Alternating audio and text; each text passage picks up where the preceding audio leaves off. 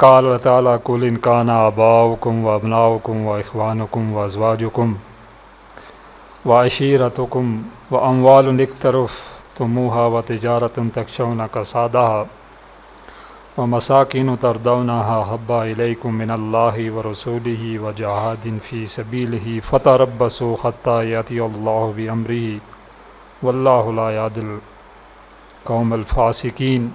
صدق اللہ العظیم۔ رب اشرح لی صدری ویسر لی امری واحلل عقدۃ من لسانی یفقہوا قولی۔ الحمدللہ ہم جو منتخب نصاب ہے اس کے سیکنڈ لاسٹ حصے کی طرف جا رہے ہیں، اور دو جو موضوع ہیں ان پہ مجھے آپ سے بات کرنی ہے۔ ایک حق بات کی تاکید ہے اور دوسری صبر کی تلقین۔ اور یہ دونوں ہی جو مقامات ہیں بہت عام ہیں، اور منتخب انصاب کے طویل ترین حصے جو ہیں وہ یہیں سے ڈاکٹر اسرار احمد نے جو ہے وہ منتخب کیے ہیں۔ یہی وجہ ہے کہ کئی جگہوں پہ مجھے اشارہ کرتے ہوئے گزرنا پڑے گا، اس لیے ہو سکتا ہے کہ کوئی اگر ساتھی نئے ہیں تو کوئی بات ہو سکتا ہے کہ ان کو سمجھ نہ آ سکے، اپنی طرف سے کوشش ضرور ہوگی۔ جیسا آپ سب جانتے ہیں کہ اس سب کی جو جڑ ہے وہ سورہ اثر ہے، اور کامیابی کی وہ جو 4 شرائط ہم نے وہاں پڑھی تھیں انہی کو ہم ڈسکس کر رہے ہیں کہ تمام انسان خسارے میں ہیں سوائے ان کے جن کے اندر یہ 4 چیزیں پائی جاتی ہوں، جس میں سب سے پہلے ایمان، پھر عمل صالح، پھر حق بات کی تاکید، اور پھر صبر کی تلقین ہے۔ تیسرا جو چوتھا جو یہ جو ہمارا حصہ ہے، اس کی ابتدا جو ہے یہ سورہ حج کے آخری رکوع سے ہوتی ہے، اور قرآن حکیم کا یہ اسلوب ہے کہ اس میں جو بڑی صورتیں ہیں ان کے شروع میں اور آخر میں ایک بہت ہی جاندار مضمون جو ہے وہ اللہ تعالیٰ بیان کرتے ہیں، اور اس کے اندر اللہ تعالیٰ جہاد فی سبیل اللہ کی غرض و غایت اور شہادت علی الناس اس موضوع کو اللہ تعالیٰ بیان کرتے ہیں۔ اور پہلی بات جو اس کے اندر یہ بتائی گئی ہے، جو دعوت توحید ہے وہ دی گئی ہے، اور کہا گیا ہے کہ اگر اللہ تعالیٰ کہتے ہیں میں تمہارے سامنے ایک مثال بیان کرتا ہوں، اور وہ مثال کیا ہے کہ اللہ کے سوا تم جن کو پکارتے ہو وہ کچھ بھی نہیں کر سکتے ہیں، وہ ایک مکھی تک نہیں بنا سکتے ہیں۔ مکھی بنانا تو دور کی بات، اگر مکھی ان سے کوئی چیز لے کے چلی جائے تو اس کو بھی وہ واپس نہیں لا سکتے ہیں۔ تو یہ ایمان باللہ کی دعوت ہے کہ آپ اس اللہ کے مقابلے میں کس کو پکار رہے ہو؟ وہ اللہ کہ جو اتنا طاقتور ہے کہ اس کے اشیر و عشیر تک بھی کوئی نہیں پہنچ سکتا ہے، اس کے مقابلے میں آپ ان بتوں کو پکار رہے ہو، ان زمینی خداؤں کو پکار رہے ہو۔ اس کے بعد آگے جو ہے اسی طرح سے یہاں پہ ایمان بالرسالت اس کی دعوت ہے، پھر ایمان بالآخرت جو ہے وہ اس کی دعوت جو ہے وہ دی گئی ہے، اور یہاں پہ یہ بات کہی گئی ہے کہ اللہ کو چھوڑ کے آپ جس سارے کو پکارنے کی کوشش کرتے ہو، جس کو بلاتے ہو، وہ جو پکارنے والا ہے وہ بھی ضعیف ہے، وہ بھی بہت کمزور ہے، اور جس کو تم پکار رہے ہو وہ بھی بہت کمزور ہے۔ نہ تو جس کو تم پکار رہے ہو وہ کوئی جواب دینے والا ہے، اور جو پکارنے والا ہے اس کی بھی کہیں شنوائی جو ہے وہ نہیں ہونے والی ہے۔ اب ایک جو انسان ہے وہ کسی بڑے آئیڈیل کے لیے، کسی بڑے نظریے کے لیے جیتا ہے، اور اگر آپ کا آئیڈیل، آپ کا نظریہ جو ہے وہ بڑا ہوگا، وہ اچھا ہوگا، تو اس کے لیے ظاہر ہے آپ کی جو شخصیت ہے وہ بھی اسی طرح سے پروان چڑھے گی، اور اگر نظریہ چھوٹا ہے، مقصد چھوٹا ہے، تو اس کے نتیجے میں جو شخصیت سامنے آئے گی وہ بھی ایسی ہوگی، وہ بھی بودھی ہوگی، اور وہ بھی ایسی شخصیت پروان نہیں چڑھے گی کہ جس کو دیکھ کے کوئی کہے کہ ہاں یہ ہے وہ شخصیت۔ آپ نے اگر کراچی جانا ہو تو آپ کراچی جانے کے لیے اسی طرح سے زیادہ راہ جو ہے وہ اپنے ساتھ رکھیں گے۔ آپ نے اگر کہیں قریب جانا ہے، راولہ کوٹ شہر کے اندر جانا ہے، تو آپ اتنی توانائی لے کے چلتے ہیں۔ تو اگر نظریہ بڑا ہے تو اس کے لیے ذرا انسان کی کوشش بھی بڑی ہوتی ہے۔ ہر شخص جو ہے وہ کسی نہ کسی مقصد کے لیے دنیا کے اندر جیتا ہے، اور ایک ایسا شخص کو جو اپنی ذات سے باہر نہیں نکل سکتا، وہ اپنے لیے جیتا ہے، اور اس کا مقصد یہ اپنے لیے جینا ہوتا ہے۔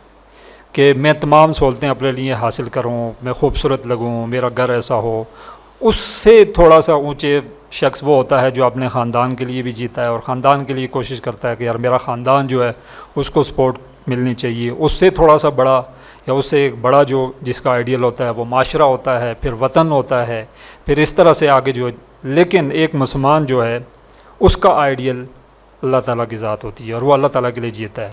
قل ان صلاتی و نسکی و مخیای و مماتی للہ رب العالمین، کہ میری نماز، میری قربانی، میرا جینا مرنا، ہر ایک شے کس کے لیے ہے؟ صرف اللہ رب العالمین کے لیے ہے۔ تو ہم سب کا آئیڈیل جو ہے وہ اللہ کی ذات ہونی چاہیے، اس لیے کہ اگر ہماری آئیڈیل اللہ کی ذات ہے تو پھر یہ ہے کہ ہمارے اندر، ہماری سیرت و کردار کے اندر بھی وہی اسی کے اثرات جو ہیں وہ آئیں گے۔ لیکن اگر ہم نے کوئی آئیڈیل چھوٹا سا بنایا ہوا ہے، وطن ہے، قوم ہے، تو پھر آپ کو پتہ ہے کہ ہماری سوچ جو ہے وہ اتنی ہوگی۔ اب اسی کے اندر آگے جا کر شہادت علی الناس کا مضمون آتا ہے کہ اللہ تعالیٰ نے انبیاء کو جو ہے وہ دنیا کے اندر بھیجا اور ایک مقصد دے کے بھیجا، اور وہ کیا تھا کہ انبیاء لوگوں کو اللہ کی طرف بلائیں، لوگوں پہ حجت قائم کریں، لوگوں کو یہ بتائیں کہ آپ کا دنیا میں آنے کا مقصد کیا تھا۔ اب یہ مقصد انبیاء کا تھا، اور ظاہر نبی صلی اللہ علیہ وآلہ وسلم کے جانے کے بعد چونکہ آپ پہ نبوت ختم نہیں ہوئی بلکہ نبوت کی تکمیل ہوئی، تو اس تکمیل کے نتیجے میں اب یہ ذمہ داری میری اور آپ کی بن گئی ہے۔ کل انڈیا سے کوئی شخص جو ہے وہ اٹھ کے اگر یہ کہہ دے کہ بھائی میں تو پاکستان کی طرف دیکھ رہا تھا، وہاں پہ مجھے کوئی ایسی آئیڈیل شخصیت نظر نہیں آئی، کسی نے مجھے دعوت نہیں دی، کسی نے مجھے نہیں بتایا کہ دین کیا چیز ہے، تو یقین جانیں کہ ہم جو ہے وہ کسی کو جواب دینے کے قابل نہیں ہوں گے۔ کچھ عرصہ میں نے یو کے میں گزارا تو یہ داڑھی میں نے وہاں پہ رکھی، اور جب میں داڑھی کا میں نے ارادہ کیا، میرا ایک کزن بیرسٹر ہے وہ، تو اس سے میں نے تذکرہ کیا تو اس نے کہا ندیم بھائی آپ یہ داڑھی رکھ رہے ہیں لیکن خیال کیجئے گا تھوڑا، اس لیے کہ اس نے کہا کہ اس سے پہلے میں اور آپ دونوں کلین شیو تھے، کسی کو نہیں پتا تھا کہ یہ مسلمان ہیں، اب آپ نے داڑھی رکھ لی ہے تو ہر شخص آپ کو پرکھے گا کہ ہاں یہ مسلمان ہیں، آیا یہ اس داڑھی کے تقاضے پورے کر رہا ہے یا نہیں کر رہا ہے۔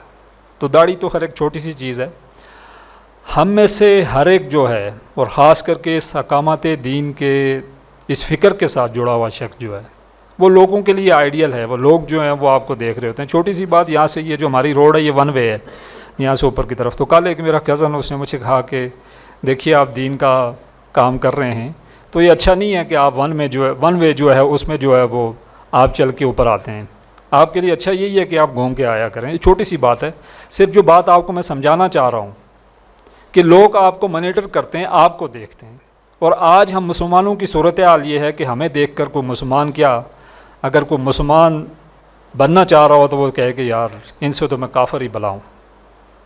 تو اس لیے اس حوالے سے یہ ہے کہ ہم وہ فریضہ شہادت علی الناس یہ میرے اور آپ کے نازک کندھوں پہ ہے، تو اس کے لیے ضروری ہے کہ ہم ان ساری چیزوں کا خیال رکھیں، کچھ ایسا نہ کریں کہ جس کی وجہ سے لوگ جو ہے وہ دین کی طرف آنے کے بجائے اس سے دور ہو جائیں، اور آج ہماری نوجوان نسل جو ہے وہ دین سے دور ہو رہی ہے، اس لیے کہ جو دیندار ہیں ان کا کام وہ بھی آپ کو پتہ ہے کہ دین پڑھ رہے ہیں، پڑھا رہے ہیں دنیا کے لیے، ان کے اندر بھی وہ موٹیویشن نہیں ہے، ان کی بات جو ہے وہ آپ کو اثر نہیں رکھتی ہے، کہتے ہیں یار کس لیے۔ اب جمعہ کا خطبہ ہوتا ہے، آپ کو آگے سورہ جمعہ بھی انشاءاللہ آئے گی، اس میں آپ دیکھیں گے کہ نوجوان جو وہ بالکل آخر میں آتے ہیں اور 2 فرض پڑھ کے وہاں سے غائب ہو جاتے ہیں، اس لیے کہ وہ وہاں جو جمعہ پڑھانے والا بیٹھا ہوا ہے اس کے کردار کے بارے میں ان کو پتہ ہے۔ تو اس لیے ہم نے اگر دعوت دینی ہے تو ہمیں اپنی اصلاح کرنی ہوگی۔ شہادت علی الناس کا فریضہ ٹھیک ہے، ہم نے وہ ریاست قائم کر کے بھی دکھانی ہے، وہ بھی ہمارا ایک کام ہے، یا ہم اس کے لیے بھی لگے ہوئے ہیں، لیکن جو ایک ریاست میرے پاس ہے، جو آپ کے پاس ہے، 6 فٹ کا جو جسم ہے، اس پہ تو اس دین کو جتنا نافذ کر سکتے ہیں، یہ مانا کہ 100% نہیں ہو سکتا، لیکن چلیں جتنا کر سکتے ہیں وہ تو کر کے دکھائیں۔ تو اس کے بعد آگے سورہ توبہ جو ہے اس کی آیت نمبر 24 میں نے آپ کے سامنے تلاوت کی ہے، اور یہ وہ کسوٹی ہے کہ جس پہ میرے خیال میں ہم میں سے ہر ایک کو جو ہے وہ پرکھنا چاہیے کہ ایک طرف 8 محبتیں ہیں اور دوسری طرف جو وہ 3 محبتیں ہیں، کہ ہم کس کے ساتھ ہیں؟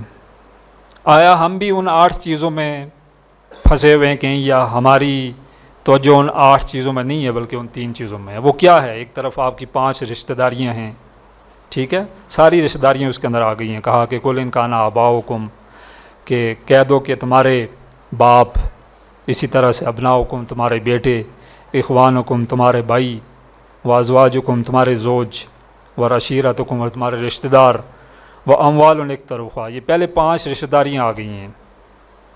پھر کہا کہ وہ مال جس کو تم کماتے ہو، وہ تجارت جس کے تمہیں گھٹنے کا خدشہ ہے، اور وہ گھر جو تمہیں بڑے پسند ہے، احب الیکم تمہیں پسند ہیں کس سے؟ من اللہ و رسولہ و جہاد فی سبیلہ.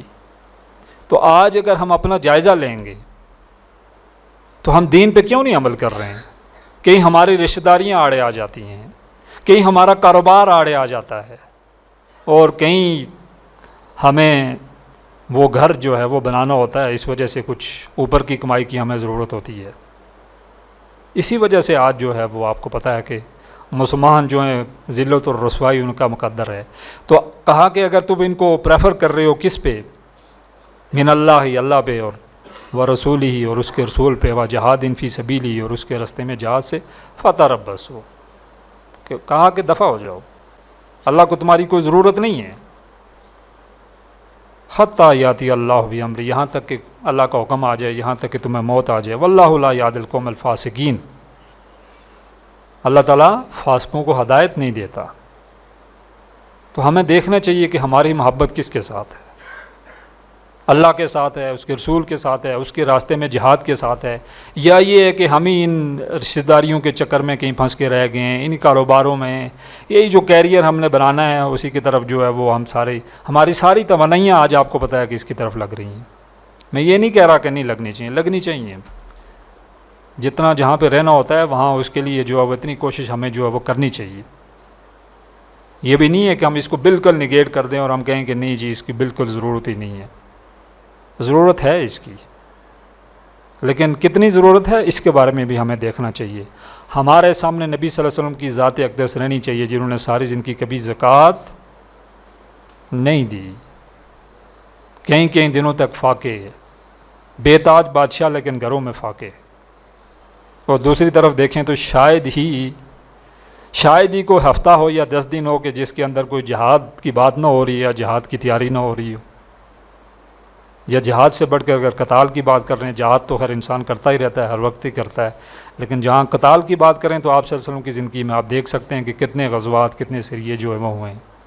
کوئی آ رہا ہے، کوئی جا رہا ہے، کسی کو بھیج رہے ہیں، کسی کو جو ہے وہ واپس لا رہے ہیں، کہیں خود جا رہے ہیں. تو یہ سلسلہ چلتا رہا. یہ دین آپ کی اس محنت کی وجہ سے ہم تک پہنچا ہے. تو اس کسوٹی کو، اس پرکھنا ہمیں رکھ کے اپنے آپ کو پرکھنا چاہیے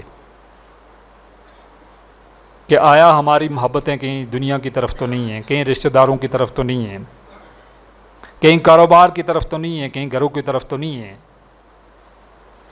اور اگر ہم پریفر کر رہے ہیں اللہ کو، اس کے رسول کو اور اس کے راستے میں جہاد کو، ان 8 چیزوں پہ، تو پھر اس پہ ہمیں جو ہے وہ اللہ تعالیٰ کا جو ہے وہ شکر بجا لانا چاہیے کہ یہ ایک بہت بڑا کام جو ہے وہ ہم کر رہے ہیں. اس کے بعد سورہ صف جو ہے اس کا درس ہے، اور سورہ صف جو ہے اس کے اندر پھر جہاد فی سبیل اللہ اور انبیاء کی بعثت کا مقصد جو ہے وہ بیان کیا گیا ہے. ڈاکٹر صاحب اس کا درس بڑی شد و مد کے ساتھ جو وہ دیا کرتے تھے. اس کے اندر جو ایک آیت ہے اسی پہ گفتگو میں کروں گا زیادہ. کہا اللہ تعالیٰ نے کہ هو الذی ارسل الرسول بالہدی ودین الحق لیظہرہ علی الدین کلہ ولو کرہ المشرکون. اللہ تعالیٰ کہہ رہے ہیں کہ وہی ہے کہ جنہوں نے نبی کو بھیجا دین ہدایت دے کر اور فرقان دے کر، تاکہ اس دین کو تمام ادیان پہ غالب کر دیں. انبیاء کی بعثت کا مقصد کیا تھا؟ کہ اس دین کو غالب کیا جائے. دین کیا چیز ہے؟ میں 100% شیور ہوں کہ آپ سب کو پتہ ہوگا کہ دین کیا چیز ہے. پتہ ہے سب کو؟ بتا سکتا ہے کوئی مجھے؟ کتنی چیزیں ہیں دین کے اندر؟ ہاں جی 6 چیزیں اس کے اندر، جہاں عقائد، عبادات، رسومات، سیاسی، معاشی، معاشرتی نظام، مکمل پیکج، ہر چیز، کوئی چیز بھی اس پہ باہر نہیں ہے۔ تو انبیاء کی بعثت کا مقصد کیا تھا کہ اس دین کو قائم کریں، ظلم کا خاتمہ کریں۔ نبی صلی اللہ علیہ وسلم کہا، کلایا گیا کہ انا امرت لیعدل بینکم، مجھے عدل قائم کرنے کے لیے بھیجا گیا، میں محض کو وائز بن کے نہیں آیا۔ اور یہ وہ فرض ہے کہ جس کو آج آپ کو پتہ ہے کہ آج ہماری سیکولر جماعتوں کی تو کیا بات کروں، جو دینی جماعتیں ہیں وہ بھی اس کو جو ہے وہ پس پش ڈال چکی ہیں۔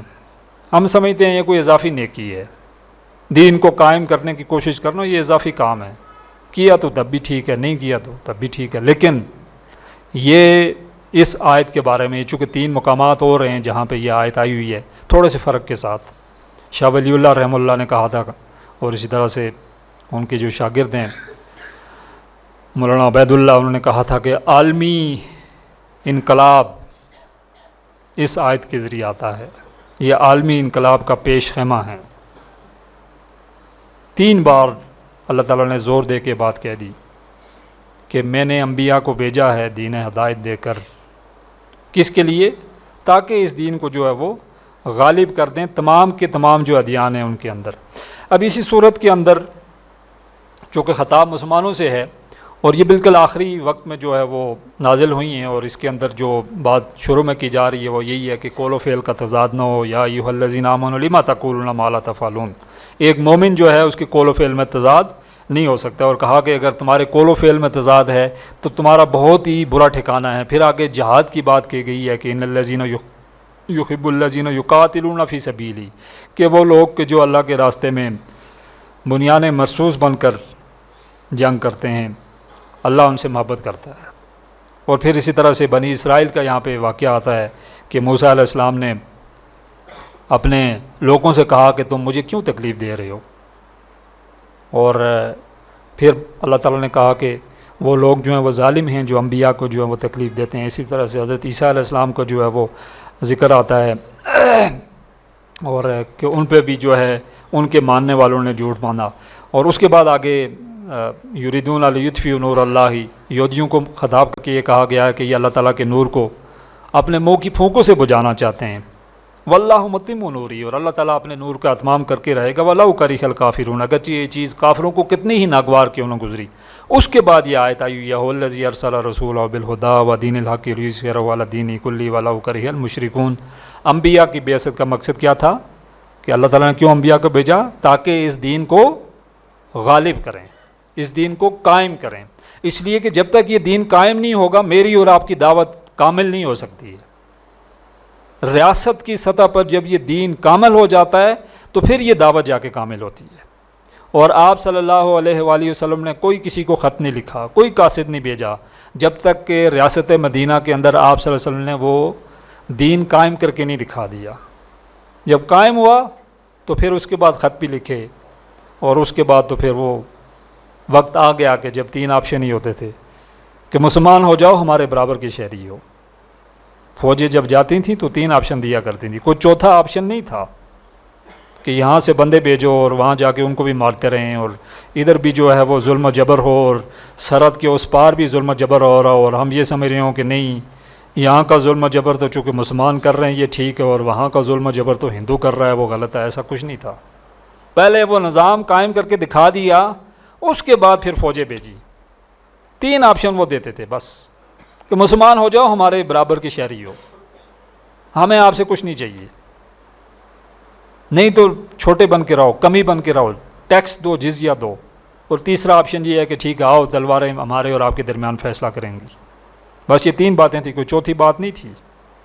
لیکن ظاہر ہے جب تک ریاست قائم نہیں ہوتی اس وقت تک آپ کی جتنی جد و جہد ہے، جہاں پہ آپ پیدا ہوئے ہیں اس ایریے کی آپ کی ذمہ داری ہے، آپ نے اسی کے لیے کوشش کرنی ہے۔ ہاں جب وہ قائم ہو جائے تو اس کے بعد پھر جو ہے وہ الگ ہے۔ پھر آگے کہا کہ یا ایھا الذین آمنوا ھل ادلکم علی تجارۃ تنجیکم من عذاب علیم، کہ لوگوں میں تمہیں وہ تجارت نہ بتا دوں جو تمہیں دردناک عذاب سے بچائے۔ وہ کیا ہے کہ تؤمنون باللہ، اللہ پہ ایمان لاؤ اور اس کے رسول پہ ایمان لاؤ، اس کے راستے میں جہاد کرو اپنی جانوں اور مالوں کے ساتھ۔ اگر تم جانتے ہو، اللہ تعالیٰ کہہ رہے ہیں کہ میں تمہیں معاف کر دوں گا، تو میں جنت کے اندر جو ہے وہ داخل کر دوں گا، اور ایسی جنت ہوں گی کہ جن کے نیچے جو ہے وہ نہریں بہتی ہوں گی۔ اور پھر کہا کہ اخری تحبونها نصر من اللہ فتح قریب، کہ وہ فتح آپ کی منتظر ہے، وہ قریب ہے۔ اور پھر آگے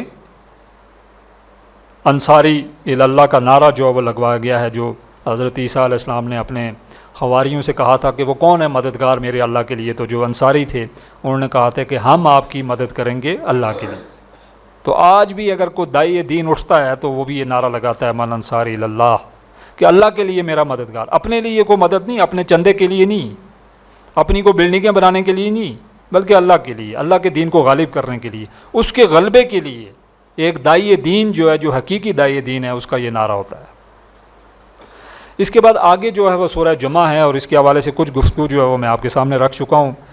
جو میرا موضوع تھا یہ اصل میں انقلاب نبی صلی اللہ علیہ وسلم کا جو اساسی منہج ہے، کہ اگر آپ نے نظام کو تبدیل کرنا ہے تو منہج انقلاب نبی کے وہ 6 پوائنٹس میں امید کرتا ہوں کہ آپ سب کو ضرور آتے ہوں گے۔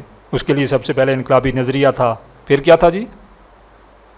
انقلابی نظریے کے بعد تنظیم، تربیت، جی صبر محض، اقدام، اور اس کے بعد تخت یا تختہ۔ تو تربیت کے حوالے سے میں نے آپ سے گفتگو کی تھی، اور اس کی ایک آیت جو ہے، جو آیت نمبر 2 ہے، وہ میں نے آپ کے سامنے بیان کی تھی کہ هو الذی بعث فی الامین رسول منہم یتلو علیہم آیاتہ ویزکیہم ویعلمہم الکتاب والحکمہ وان کانوا من قبل لفی ضلال مبین۔ کہ وہ انقلاب لانا کیسے ہے، وہ اعلیٰ انقلاب کیا ہے، وہ نبی صلی اللہ علیہ وسلم کا معجزہ کیا ہے۔ اللہ تعالیٰ نے ہر نبی کو معجزے دے کے بھیجا، اور آپ صلی اللہ علیہ وسلم کو کیا معجزہ دیا؟ قرآن معجزہ تھا آپ صلی اللہ علیہ وسلم کا۔ جو آپ نے تربیت کی، جو تزکیہ کیا، وہ کس کے ذریعے کیا؟ اسی کتاب کے ذریعے کیا۔ اس کی کئی آیات جو ہیں ان کی تلاوت جو ہے، اس کا کہا گیا کہ اس کی تلاوت کریں، اور پھر اس کی ذریعے تزکیہ کریں، اور جو حکمت کی باتیں ہیں وہ بھی اسی سے سکھائیں، اور جو احکامات ہیں وہ بھی اسی سے سکھائیں۔ اس پہ کافی تفصیل کے ساتھ جو ہے وہ بات ہو گئی ہے۔ اسی کے اندر جو ہے وہ جمعہ ہے، نماز جمعہ جو ہے، اس کے حوالے سے بھی احکامات ہیں کہ یہ چونکہ اس وقت آپ کو پتہ ہے کہ ایک جو انقلابی جماعت ہے، ایک جو اسلامی جماعت ہے، اس کا ہفتہ وار اجتماع جو ہے وہ جمعہ ہوا کرتا تھا، اور اسی کے اندر آپ صلی اللہ علیہ وآلہ وسلم قرآن کی آیات سنا کر لوگوں کو دین کی طرف بلایا کرتے تھے، دین کی باتیں جو ہے وہ سمجھایا کرتے تھے۔ تو اس کا تذکرہ جو ہے وہ اس سورہ جمعہ کے اندر، اس کے احکامات جو ہیں وہ بھی اس کے اندر آ رہے ہیں۔ پھر اسی طرح سے اسی کے اندر یہود جو ہیں وہ ان سے بھی خطاب ہے کہ ان کی مثال ایسے ہی ہے کہ جیسے گدھے کے اوپر جو ہے وہ کتابیں لاد لی جائیں۔ آج کل گدھا معتبر ہو گیا ہے، ہم نے اس کا گوشت کھانا شروع کر لیا، تو اس لیے اس کو بھی کچھ کہتے ہوئے ذرا وہ ہوتا ہے۔ تو برحال کہا کہ مثل الذین حملوا التوراۃ، کہ جن کو تورات جو ہے وہ دی گئی، ان کی مثال اس گدھے کی سی ہے کہ جس کے اوپر بہت لدا ہوا ہے، اس کو نہیں پتہ ہے کہ یہ کتابیں ہیں، یہ کیا ہے، اس کو بس یہ غرض ہے کہ یہ بوجھ ہے۔ تو وہی بات ہے کہ اگر ہم بھی اس قرآن کو نہیں سمجھتے ہیں تو پھر بے شک ہم حافظ قرآن ہوں، اور پھر بے شک ہم کیا کیا ہوں، سارا کچھ ہوں، لیکن یہ ہے کہ اگر ہم اس کو سمجھنے والے نہیں ہیں تو اس کا مطلب یہ ہے کہ ہماری مثال بھی اس گدھے کی سی ہے کہ جس نے بوجھ تو لدا ہوا ہے، لیکن اس کو اس بات سے غرض نہیں ہے کہ بوجھ جو ہے وہ کوئی آٹے کی بوری ہے، یا وہ جو ہے کوئی کتابیں میرے اوپر جو ہے وہ لدی گئی ہیں۔ اور پھر یہاں پہ یہودیوں کو جو ہے یہ بات کہی گئی ہے کہ اگر تمہیں یہ ظلم ہے کہ ہم اللہ کے دوست ہیں تو موت کی تمنا کرو۔ ایک بندہ مومن جو ہے، ایک جو اللہ کا ولی ہے، وہ تو موت کی تمنا ہمیشہ رکھتا ہے، وہ تو اللہ سے ملنا چاہتا ہے۔ اس کو اس بات سے کوئی غرض نہیں ہوتی ہے کہ موت کب آ گئی ہے، جوانی میں آئی ہے، بڑھاپے میں آئی ہے، وہ تو اس کا شوق ہوتا ہے کہ ٹھیک ہے میں اپنے یار سے جا کے ملوں گا۔ تو ہمیں بھی اپنا جائزہ لینا چاہیے کہ آیا ہمیں بھی کوئی موت کی تمنا ہے یا نہیں ہے۔ چونکہ آج جو بیماری ہم مسلمانوں کے اندر آ گئی ہے، جس کو وہن کہا جاتا ہے، کہ موت سے ہمیں نفرت ہے، دنیا سے ہمیں محبت ہے۔ اور وہ جو نبی صلی اللہ علیہ وسلم کی حدیث ہے وہ بھی ہمارے ذہن میں رہنی چاہیے کہ آخری وقت میں جو ہے مسلمان ان کو ایسے مارا جائے گا اور ایسے ان کو مسلا جائے گا کہ جیسے مکھی اور مچھروں کو۔ تو پوچھا کہ کیا کم ہوں گے؟ کہا کم نہیں ہیں، بلکہ ان کے اندر وہ بیماری آ جائے گی کہ وہ موت سے ان کو کرات آئے گی، دنیا کی محبت ان کے اندر ہوگی۔ تو ہمیں اپنا جائزہ جو ہے وہ لینا چاہیے، اور تیار جو ہے وہ موت کے لیے ہمیں جو ہے رہنا چاہیے۔ آخری جو اس کا رکوع ہے، جیسے میں نے آپ سے کہا کہ اس کے اندر جمعے کے جو احکامات ہیں اس کے حوالے سے، کہ جمعے کا جو اذان جب ہو جائے تو اس کے بعد جو ہے وہ پھر یہ ہے کہ کوئی بھی جو کاروبار ہے وہ حرام ہے، اور اس وقت جو ہے وہ کوئی بھی کام جو ہے وہ نہیں کرنا چاہیے، اور بہتر یہی ہے کہ کہا کہ اس وقت جو اپنا وہ ٹائم جو ہے وہ آپ مسجد میں آ کے گزاریں۔ اس کے بعد آگے جو ہے یہ سورہ منافقون ہے، اور اس کا ایک مطالبہ ہم سب سے بالخصوص ہے، چونکہ ہم سب اقامت دین کے داعی ہیں، اور آج جو ہمارے نئے ساتھی بھی آئے ہیں، ہم نے اپنی طرف سے یہ ضرور کوشش کی کہ ان کو یہ فکر، یہ سوچ ہم دے کے یہاں سے بھیجیں کہ آپ کا یہ فرض بھی ہے کہ آپ اس نظام کو تبدیل کرنے کے لیے کوشش کرنا بھی آپ کا فرض ہے۔ جہاں پہ فرائض دینی کا جامع صبر ہم نے آپ کو پڑھایا، سکھایا کہ بندگی رب، دعوت بندگی اور نظام بندگی، 3 فرائض یہ آپ کے سامنے اس ٹیبل کے اوپر بھی لکھے ہوئے ہیں، ہمارے جو مدرسین ہیں انہوں نے ان کو کھول کے بھی جو بیان کیا ہے۔ تو اب یہ جو تیسرا فرض ہے یہ اتنا آسان کام نہیں ہے، یہ ذرا مشکل کام ہے، اور اس میں آپ کو جان اور مال کی قربانی دینی پڑتی ہے، سارا کچھ لگانا پڑتا ہے، کھپانا پڑتا ہے۔ کسی وقت بھی جو ہے وہ بلاوا آ سکتا ہے کہ آؤ بھائی سارا کچھ لگا لو، تو اس وقت ایسے لوگ جو کمزور دل ہوں اور جو دنیا دار ہوں میری طرح، تو پھر ان کے لیے ذرا مشکل ہوتا ہے، وہ ایک گو مگو کی کیفیت میں پڑ جاتے ہیں کہ جاؤں یا نہ جاؤں۔ تو نفاق 2 قسم کا ہوتا ہے، ایک شعوری ہے، ایک غیر شعوری ہے۔ ایک تو وہ شخص تھا اس وقت جیسے عبداللہ بن ابی اور اس طرح کے لوگ کہ جو شعوری طور پر مسلمان ہوئے تھے مسلمانوں کو نقصان پہنچانے کے لیے، وہ تو پکے ٹھکے منافق تھے، ان کے بارے میں تو خیر کیا بات کرنی، لیکن یہ ہے کہ نبی صلی اللہ علیہ وسلم کے جانے کے بعد جب وہ پردہ فرما گئے تو اب ہمیں نہیں پتہ ہے کہ کوئی شخص شعوری منافق ہے یا نہیں ہے، یہ وہی جانتے تھے، اور اللہ تعالیٰ نے ان کو جو بتایا تھا وہ جانتے تھے۔ دوسرا منافق وہ ہے کہ اس کو جب اس راستے میں قربانی کا مرحلہ آتا ہے، جب جان دینے کا مرحلہ آتا ہے، جب مال لگانا پڑتا ہے، تو وہ پیچھے ہٹتا ہے، پیچھے ہٹتے ایک وقت وہ آ جاتا ہے کہ وہ ان لوگوں سے نفرت کرنا شروع کر لیتا ہے کہ جو اللہ کے راستے میں اپنا سارا کچھ لگانا چاہتے ہیں، سارا کچھ قربان کرنا چاہتے ہیں۔ تو یہ نفاق کی مختلف سٹیجز ہیں، جیسے یہاں پہ پہلے کہا کہ ایک تو پہلی بات جو یہاں کے کہے گی کہ اذا جاءک المنافقون، جب وہ آتے ہیں قالوا نشہد، وہ کہتے ہیں کہ انک رسول اللہ، یعنی وہ اللہ کی قسم آپ اللہ کے رسول ہیں، یہ بات کہتے ہیں۔ لیکن اللہ کیا کہہ رہے ہیں؟ واللہ یعلم انک رسول، اللہ جانتے ہیں کہ آپ رسول ہیں، واللہ یشہد، لیکن اللہ تعالیٰ یہ بات بھی کہہ رہے ہیں کہ ان المنافقین لکاذبون، کہ جو منافق کہہ رہے ہیں وہ جھوٹ کہہ رہے ہیں، یعنی وہ آپ کو اللہ کا رسول نہیں مانتے ہیں۔ تو قول و فعل میں تضاد، اور منافق کی کتنی نشانیاں ہیں؟ بات کرے تو اس کے علاوہ ہاں جی وعدہ خلافی اور امانت میں خیانت، اور چوتھی بھی ایک ہے کہ جب کوئی جھگڑا ہو تو پھٹ پڑے، ٹھیک ہے، اور کہا کہ یہ پکا ٹھکا منافق ہے۔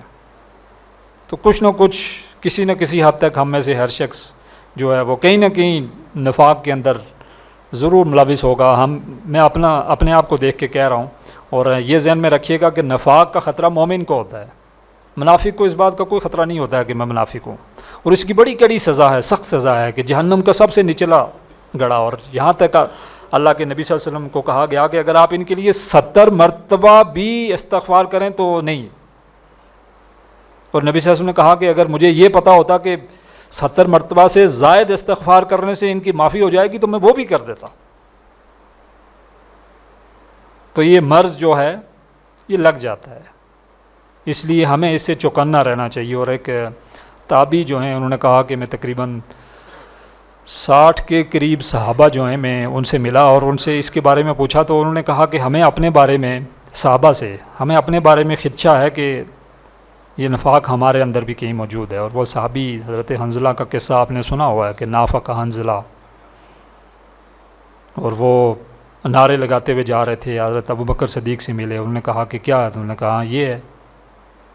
تو اس پہ آپ صلی اللہ علیہ وسلم نے کہا کہ نہیں ایسا نہیں ہے، کیونکہ انہوں نے صرف اتنی بات کہی کہ ہم جب آپ کی محفل میں ہوتے ہیں تو ہماری کیفیت کچھ اور ہوتی ہے، ہم جب آپ سے دور ہوتے ہیں تو ہماری کیفیت کچھ اور ہوتی ہے۔ تو اس لیے اس مرض سے ہمیں بچنا چاہیے اور اپنے آپ کو جائزہ لیتے رہنا چاہیے۔ اور خاص کر کے میں پھر وہی بات کہہ رہا ہوں کہ ہم جو اقامت دین کے داعی ہیں، جو اس کا نعرہ لگانے والے ہیں، جو اس کا نام لینے والے ہیں، یہ ہمارے اندر زیادہ آتا ہے، اس لیے کہ ایک وہ شخص ہے کہ جس کو پتہ ہی نہیں ہے کہ یار یہ بھی کوئی کام تھا۔ اب آپ سارے یہاں پہ آ گئے، آپ کو پتہ چل گیا ہے، آپ کو یہ پتہ چل گیا کہ یہ میری دینی ذمہ داری ہے، اور اگر میں نہیں کر رہا کسی مجبوری کی وجہ سے تو پھر اس کا مطلب یہ ہے کہ کچھ نہ کچھ مرض مجھے یہ جو ہے وہ لگ گیا ہے. تو کیا کرے گا جی منافق؟ سب سے پہلے کیا کرے گا؟ جھوٹ بولے گا. اس کے بعد کیا کرے گا؟ جھوٹی قسمیں کھائے گا. اتخذوا ایمانہم جنۃ فصدوا عن سبیل اللہ. جھوٹی قسمیں وہ کھائے گا یقین دلانے کے لیے. نہیں ناظم صاحب قسم سے جو ہے نا میری بیوی بہت بیمار تھی. نہیں جی ناظم صاحب وہ مجھے نوکری سے چھٹی نہیں ملی. قسم اٹھا لیں، میں قسم سے کہتا ہوں یہ بات. تو یہ صورتحال ہوگی کہ سب سے پہلے جھوٹ ہو. جب دیکھے گا یار جھوٹ سے کام نہیں چل رہا ہے تو قسموں پہ بات چلی جائے گی. اور پھر یہ ہے کہ اب آگے جب اس سے بات آگے چلتی جائے گی تو مرض جو ہے وہ آپ کو پتہ ہے کہ جب بڑھتا جاتا ہے تو اس کی جو علامات ہیں وہ بھی جو ہیں وہ ظاہر ہونا جو شروع ہو جاتی ہیں. اچھا یہ جو منافق لوگ تھے یہاں یہ بات کہی گئی ہے کہ دیکھنے میں بڑے بڑے خوبصورت ہوتے تھے اور دیکھ کے ایسے لگتا تھا کہ یار ان سے کوئی پکا ٹھکا تو مومن تو ہے ہی نہیں. یعنی جب آپ ان کو دیکھیں اذا رائے تو ہم تو عجیب کا اجسام ہوں کہ ان کا جسم بڑا خوبصورت ہے. یقولوا تسمعوا لقولہم. وہ جب بات کریں تو اتنی لچھے دار اور مزیدار بات کہ یار اس سے اچھی گفتگو تو کوئی نہیں کرتا ہے. کانہم خشب مسنہ. لیکن یہ سوکھی ہوئی لکڑیاں ہیں. یکسبون کل صیحۃ علیہم. یہ دشمن ہیں. تو اس کے بعد یہ کیا کرتے ہیں جی؟ دشمنی شروع کر لیتے ہیں. دیندار جو لوگ ہیں ان کے لیے ان کے دل کے اندر ایک بغض آ جاتا ہے، نفرت آ جاتی ہے کہ یار ان کی وجہ سے جو ہے یہ اگر سارا مال نہ لے کے آتے تو مجھے بھی لانے کی. یہ جو ساتھی ہے جناب ہر وقت ہر اجتماع میں ٹائم پہ آیا ہوتا ہے، اس کی وجہ سے جناب مجھے بھی امیر صاحب جو ہیں ہر بار ڈانٹتے ہیں. تو ایک یہ کیفیت جو ہے ایک بغض کی کیفیت جو ہے وہ اس کے اندر جو ہے وہ آ جاتی ہے. تو آگے پھر کہا کہ اگر ان کے لیے جب ان سے کہا جاتا ہے کہ آئیں آپ کے لیے استغفار کیا جائے تو اپنے سر کو جو ہے وہ ایسے جھٹک دیتے ہیں اور چل پڑتے ہیں. تو اللہ نے کہا کہ سواء برابر ہے ان کے لیے کہ آپ ان کے لیے استغفار کریں نہ کریں. اور ان اللہ لا یہدی القوم الفاسقین. اللہ تعالیٰ جو فاسق ہیں ان کو جو ہے وہ اللہ تعالیٰ ہدایت نہیں دیتے ہیں. اب اس کا علاج کیا ہے؟ منافق کون ہوتے ہیں؟ دو موا، ٹھیک ہے، اور جس کے قول و فعل میں تضاد ہو، جس کے اندر وہ نشانیاں جو ہم نے گنوائی ہیں. اس لیے کہ ہمارے معاشرے کے اندر غیر شعوری منافق ہیں. جیسے میں نے آپ سے کہا کہ شاید کچھ شعوری بھی ہوں کچھ فائدہ اٹھانے کے لیے، لیکن یہ ہے کہ اب آپ کو پتہ ہے کہ یہاں آپ کو پتہ ہے کوئی یہ پابندی تو ہے نہیں. چونکہ اس وقت تو یہ ایشو تھا کہ اس معاشرے کے اندر نماز تو پڑھنی ہوتی تھی اور ظاہر ہے اگر آپ کا قبیلے کا سردار جو ہے وہ مسلمان ہو گیا ہے تو آپ کو بھی مسلمان ہونا پڑتا ہے چونکہ آپ کی پروٹیکشن قبیلہ تھی. آج تو وہ چیزیں نہیں ہیں. تو اس کے بعد آگے اگر یہ مرض لگ جائے تو اس کا علاج کیا ہے؟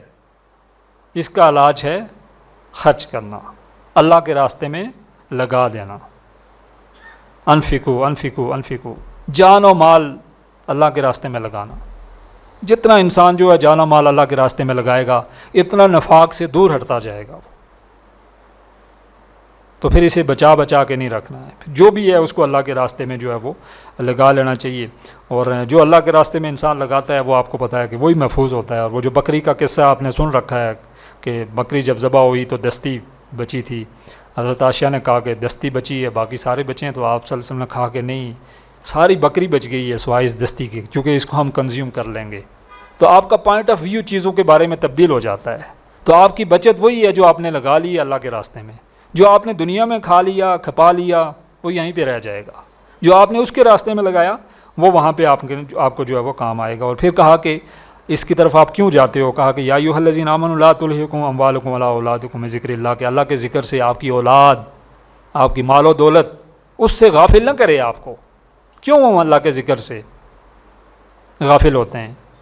کہیں مال و دولت کی حرص ہوتی ہے، کہیں اولاد کے لیے جو ہے وہ ہم کہیں نوکری کر رہے ہوتے ہیں اور اس کی وجہ سے ہم جو ہوتے ہیں.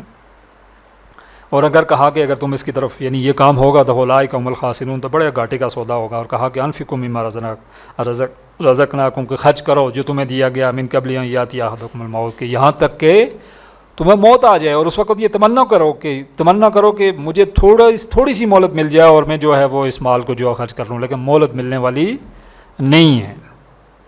جب عزرائیل جب نظر آ جائیں تو اس کے بعد کوئی مہلت نہیں ہے. تو اس لیے خرچ جو ہے وہ اس کو جو ہے وہ کرنا چاہیے. اور کہا کہ جب ایک وقت آ جاتا ہے اجل جب آ جاتی ہے تو پھر اس میں نہ جلدی ہوتی ہے نہ دیر ہوتی ہے. اس وقت جو ہے وہ جو وقت ہوتا ہے اسی پہ جو ہے وہ جان آفرین کے حوالے جو ہے کرنی پڑتی ہے۔ یہ ہمارا تھا موضوع جو ہے وہ حق بات کی تاکید۔ اس کے بعد آگے صبر کی بات آتی ہے، اور جیسا میں نے آپ سے کہا کہ چونکہ یہ دروس خاصے لنتھی ہیں اور خاصا ٹائم بھی ان کے لیے چاہیے ہوتا ہے، اور مجھ جیسے شاید ایک نا تجربہ کار آدمی کے لیے سمندر کو کوزے میں بند کرنا ذرا مشکل ہے۔ میں ویسے کوشش تو کروں گا، چلیں جتنا ہو سکے اس کو جو ہے وہ آپ تک بات جو کچھ ٹوٹی پھوٹی پہنچا سکوں۔ سورہ عنکبوت کا پہلا رکوع ہے جہاں پہ وہاں سے بات شروع ہوتی ہے، کہا کہ الف لام میم حسب الناس ان یترکوا ان یقولوا آمنا وهم لا یفتنون۔ کیا لوگ یہ گمان کرتے ہیں کہ ان کو چھوڑ دیا جائے گا اور ان کو آزمایا ہی نہیں جائے گا؟ تو آزمائش اس راستے کا خاصہ ہے، اس راستے میں آزمائش لازمی آئے گی۔ یہ ہو نہیں سکتا ہے کہ آپ اقامت دین کے دائی ہوں اور آپ کو آزمائش نہ آئے۔ انبیاء کی ہسٹری اٹھا کر دیکھ لیں، نوح علیہ السلام 950 سال تبلیغ، 80 لوگ مسلمان، ابراہیم علیہ السلام کتنی آزمائشیں آئیں، جتنے انبیاء ہیں ان سب کو آپ دیکھ لیں، ہر ایک پہ جو ہے وہ آزمائش آئی۔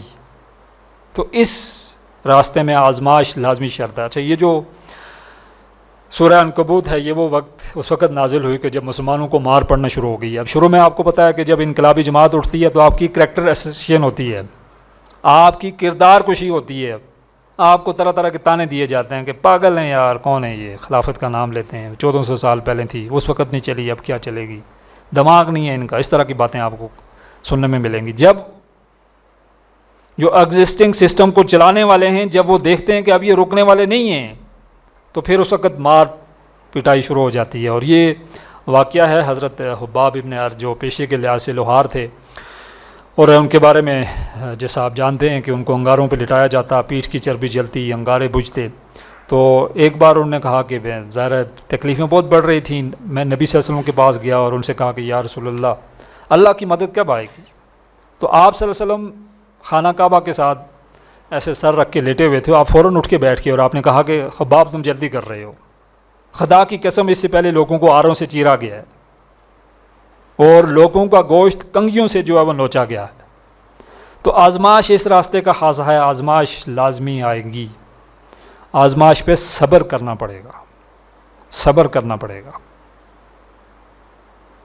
پھر کہا کہ وَلَقَدْ فَتَنَا الَّذِينَ مِن قَبْلِكُمْ، ہم نے تم سے جو پہلے ان کو بھی آزمایا ہے۔ کیوں؟ تاکہ ہم یہ جانچ لیں، ہم یہ پرکھ لیں کہ تم میں سے سچا کون ہے اور تم میں سے جھوٹا کون ہے۔ کھرے کھوٹے کی پہچان کے لیے آزمائش شرط ہے۔ یہ بات ذہن میں رکھیں کہ اللہ کے لیے نظام خلافت کو لانا کوئی مشکل کام نہیں ہے، کن فیکون، ابھی اللہ تعالیٰ کون کریں اور خلافت آ جائے۔ لیکن کھرے کھوٹے کی پہچان کیسے ہوگی؟ وہ اسی آزمائش کے ذریعے ہوگی جو آج جاری ہے اور اس نظام کو لانے سے پہلے اور بڑھ جائے گی۔ تو آزمائش لازمی ہے اور پھر کہہ رہا ہوں کہ لازمی ہے، اس کے بغیر ظاہر کھرے کھوٹے کی پہچان نہیں ہوگی۔ جب تک کھرے کھوٹے کی پہچان نہیں ہوتی ہے اللہ کی مدد بھی نہیں آتی ہے۔ یہ اللہ تعالیٰ کی مستقل سنت ہے۔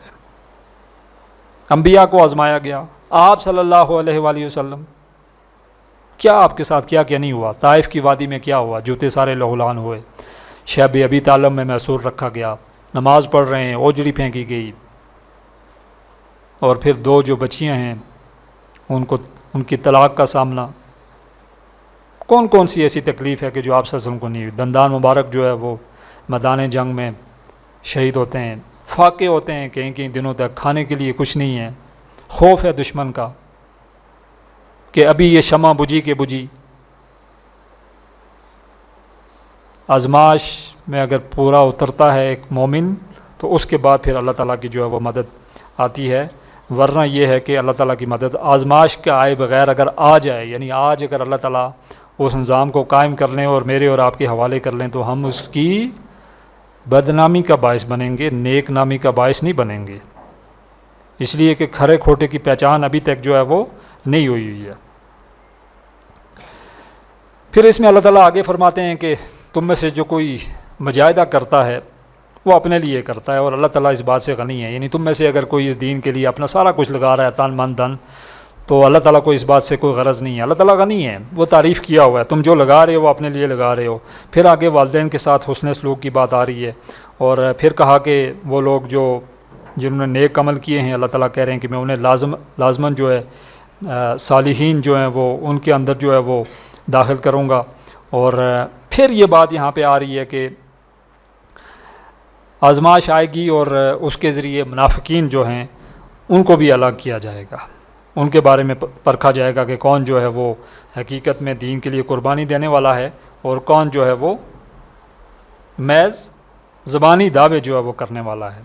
پھر اسی طرح سے سورہ بقرہ اس کی آیت نمبر 214 اس کا بھی درس ہے، اور اس کے اندر بھی یہی بات بتائی جا رہی ہے کہ باسا و ذرہ و زلزلو کہ زلزلہ ہے اور تکلیف ہے اور سختی ہے، اس کے ذریعے مسلمانوں کو جو ہے وہ آزمایا جائے گا۔ اور یہ اس وقت ایک ایسا وقت ہوگا کہ اللہ تعالیٰ کے جو ماننے والے ہیں اور جو رسول ہیں اور جو ان کے ساتھ ہیں وہ یہ پوچھیں گے کہ متى نصر اللہ، اللہ کے تعالیٰ کی مدد کیا، تو اللہ تعالیٰ کہیں گے الا نصر اللہ قریب، کہ اللہ تعالیٰ کی مدد قریب ہے، پریشان نہیں ہونا۔ یعنی اتنا سخت قسم کا، پھر آپ کو پتہ ہی ہے کہ جب وہ غزوہ خندق کا جو مرحلہ ہے اور اس سے پہلے جو مرحلے پیش آئے ہیں اس کے اندر تمام تکلیفوں سے جو ہے وہ گزرنا پڑا۔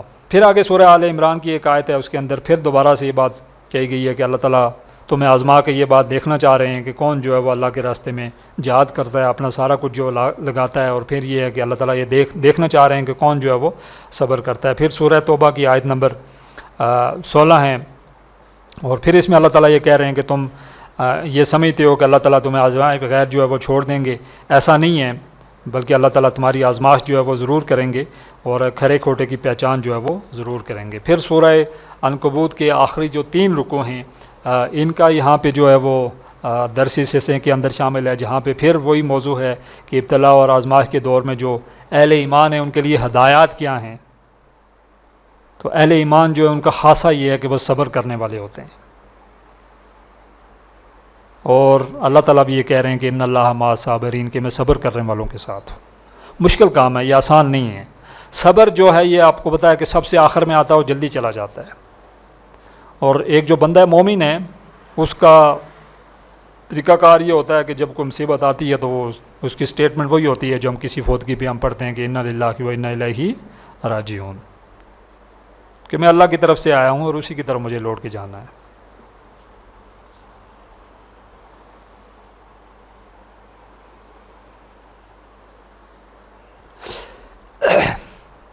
یہ جو 3 رکوع ہیں اس کے اندر اللہ تعالیٰ نے اس کو بیان کر کے آگے یہ بات کی ہے کہ اگر آپ ایسی زمین میں رہ رہے ہیں کہ جہاں پہ دین پہ عمل کرنا مشکل ہو تو آپ ہجرت کر سکتے ہیں، اور پھر یہ بات کہی کہ اگر آپ کو تکلیفیں دی جا رہی ہیں تو وہ تکلیفیں دنیا کی ہیں، تھوڑی دیر کے لیے ہیں، کل نفس ذائقۃ الموت، ایک دن آپ نے مر جانا ہے، چلے جانا ہے اللہ کے پاس، تو کوئی زیادہ پریشان ہونے کی بات نہیں ہے۔ زیادہ سے زیادہ کیا ہوتا ہے، بندہ مر جاتا ہے نا، اس سے زیادہ تو کچھ نہیں ہوتا ہے نا، تو مرنا تو ویسے بھی ہے، اور یہ بھی ہمارا ایمان ہے کہ گھڑی نہ آگے جائے گی نہ پیچھے جائے گی، جو وقت ہے اسی پہ جائیں گے۔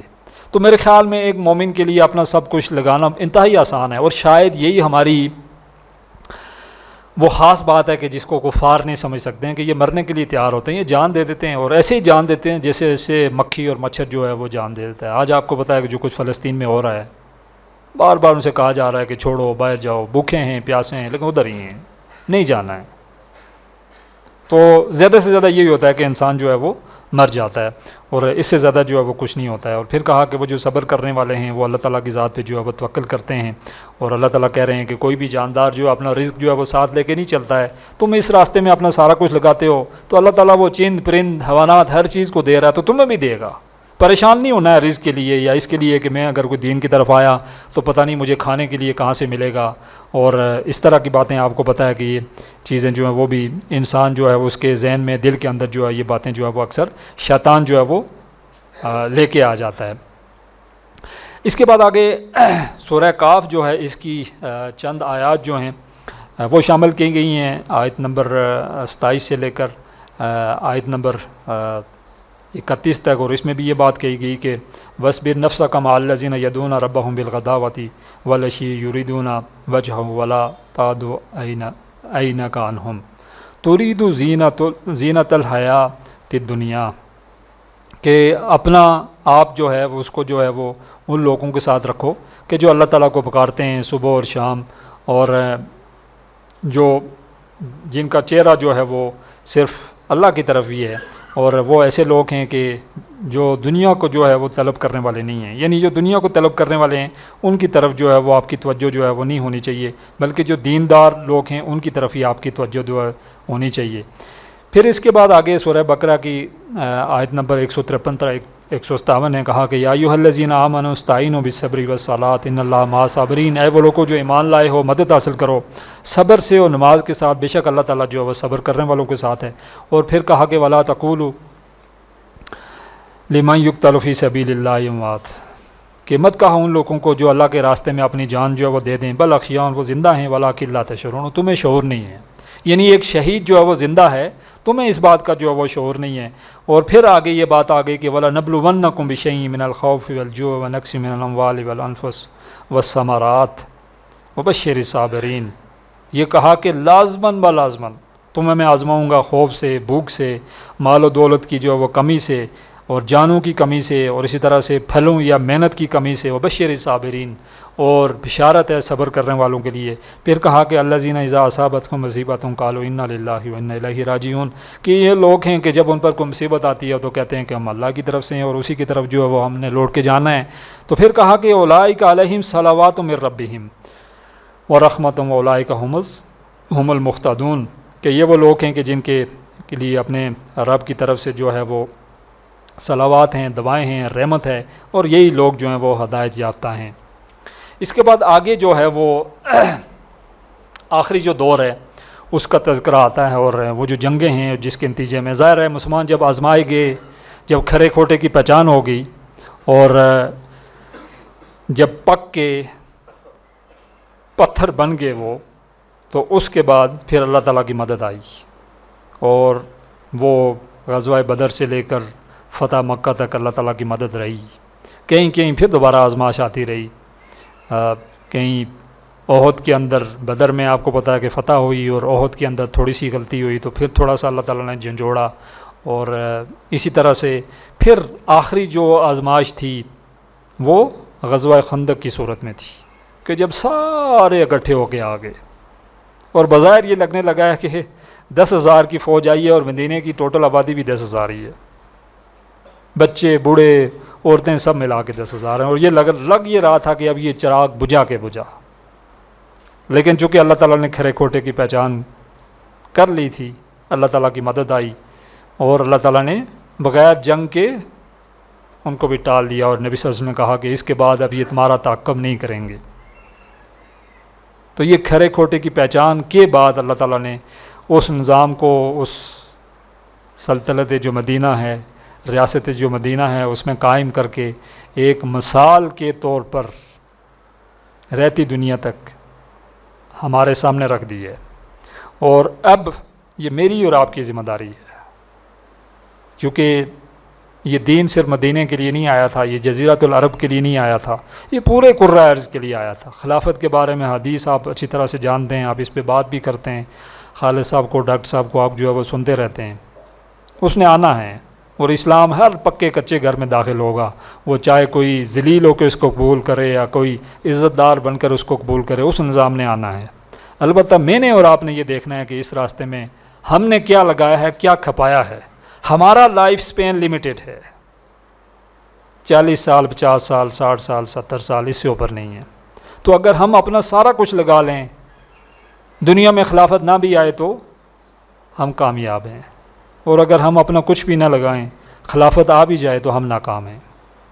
تو یہ مختصر سا خلاصہ میں نے آپ کے سامنے رکھا ہے۔ اللہ تعالیٰ سے دعا گو ہوں کہ اللہ تعالیٰ ہمیں حق بات کہنے کی بھی توفیق دے، اور سب سے بڑا حق کہ یہ زمین اللہ کی ہے، اس پہ اللہ کا نظام ہونا چاہیے، اور حق بات کہنے پہ جو کوئی مشکل آئے اس پہ اللہ تعالیٰ جو ہے وہ ہمیں صبر کی بھی توفیق دے۔ آنکھ جو کچھ دیکھتی ہے لب پہ آ سکتا نہیں، میں بھی حیرتوں کہ دنیا کیا سے کیا ہو جائے گی، شب گریزاں ہوگی آخر جلوہ خورشید سے، یہ چمن معمور ہوگا نغمہ توحید سے۔ وآخر دعوانا الحمدللہ رب العالمین۔